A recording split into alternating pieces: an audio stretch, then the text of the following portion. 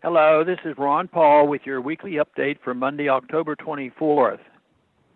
While the mainstream media continues its obsessive reporting on the mud-slinging campaign for the White House, a dramatic development in China last week brought President Obama's pivot to Asia to a sudden halt.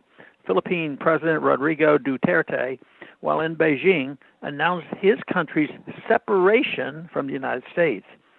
He told his Chinese audience, quote, "Your honors, in this venue, I announce my separation from the United States, both in military, but also economics," close quote. The State Department was stunned and asked for a clarification. The Philippines has been a virtual U.S. protectorate since 1898 when it became U.S. property after the Spanish-American War. Even after gaining independence after World War II, it remained a close Cold War ally, hosting U.S. military bases until 1992. Just this spring, as U.S. tensions with China were heating up over a Chinese reclamation project in the South China Sea, the U.S. signed a deal to open 5 military bases on Philippine territory. The deal was considered of major importance in an increasingly confrontational U.S. approach to the region. Suddenly, it appeared the deal was off. Was the Philippines about to sever diplomatic relations with the United States? Shortly after making this statement, the Philippine president walked back slightly from what appeared a break with the United States. He did not mean total separation, he said, but rather a desire to loosen his country from the firm grip of U.S. foreign policy. But the point had been made. The Philippines was not happy in its current relationship with Washington. President Obama's pivot to Asia has turned out not to mean improved trade and diplomatic ties with the region, but an aggressive stance toward China over, among other things, the South China Sea.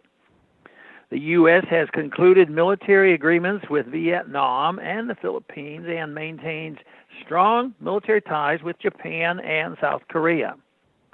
The Philippines has been used as a U.S. cat's paw in South China Sea dispute, and Duterte's surprise statement signaled that he felt the relationship was too one-sided. But the tension has been rising and the mood souring for some time. The U.S. State Department has been critical of President Duterte's admittedly brutal crackdown on illegal drugs, which has cost perhaps 2,000 or more lives. In August, Secretary of State John Kerry conveyed the U.S. government's concerns.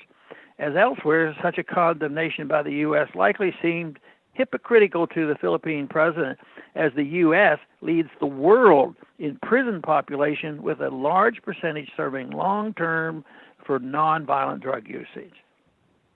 Last week, a large protest was held in front of the U.S. Embassy in Manila in support of the president's move toward a foreign policy independent from Washington. Demonstrators burned American flags and demanded departure of U.S. troops from their country.